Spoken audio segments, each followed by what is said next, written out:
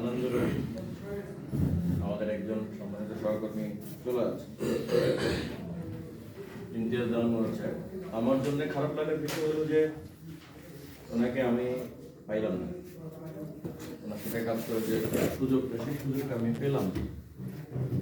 ভালো লাগার বিষয় যেটা, সেটা হলো যে উনি ওনার যে প্রয়োজন, ওনার যে শারীরিক যে সমস্যাগুলো হচ্ছে, সেই সমস্যাগুলোর জন্য ওনার আসলে এটা অনেক প্রয়োজন ছিল।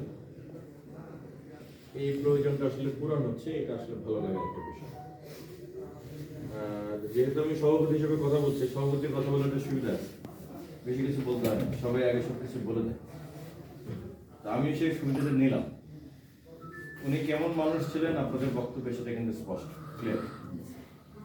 এবং আমি ব্যক্তিগতভাবে একজন মানুষের মধ্যে যে গুণাবলীগুলো পছন্দ করি, আমি নিজে চর্চা করি এবং যে গুণাবলীগুলো পছন্দ করি, তার 100% আসলে জনাব ইমতিয়াজ জাহান সাহেবের মধ্যে উপস্থিত ছিল। এই জন্য আমার লস যে আমি আসলে ওনাকে পেলাম না, ওনার সাথে কাজ করতে পারলাম না। আমার জন্য আমি আসলে অনেক কিছু শিখতে পারতাম, ঋদ্ধ হতে পারতাম, আমি সেই অপরচুনিটিটা মিস করলাম। ওনার জন্য অনেক অনেক শুভকামনা থাকবে। আপনারা যেভাবে আসলে বর্ণনা করেছেন ওনার যে চারিত্রিক গুণাবলী, মানসিক যে সক্ষমতা, কর্মদক্ষতা, কর্মস্পৃহা, যেগুলো যে প্রশ্নাতীত আমাদের সাহেব বললেন, নিঃসন্দেহে এতগুলো মানুষ যখন একজন মানুষকে সাপোর্ট করে তখন সেটা আসলে নিশ্চিতভাবে ধরে নেওয়া যায় যে উনি আসলে এই প্রত্যেকটা গুণের অধিকারী।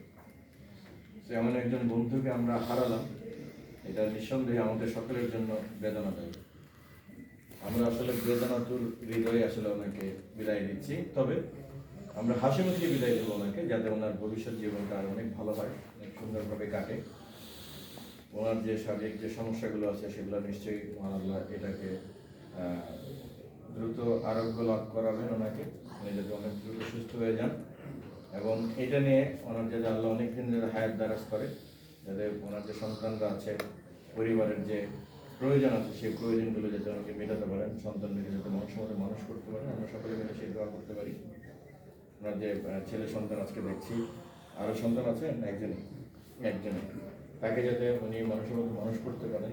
এবং ওনার যে চাকরির যতদিন আছে সেই চাকরির যে সময়টা, চাকরির কালটা যদি উনি সুন্দরভাবে কাটাতে পারেন, এনজয় করতে পারেন, এবং যেখানেই যাবেন সেখানেই যাতে নতুন করে আবার যে ফুলের যে সুবাস, ওনার যে কর্ম যে সুবাস, সেই কর্ম ফুলের সুবাস যাতে আবার উনি ছড়াবেন। এবং মানুষজন তখন বলবে উনি কোথায় ছিলেন আগে, তখন আমরা উনি যখন বলবো যে কালো ছিলেন, তখন আমাদের আসলে সুনামগানে পান।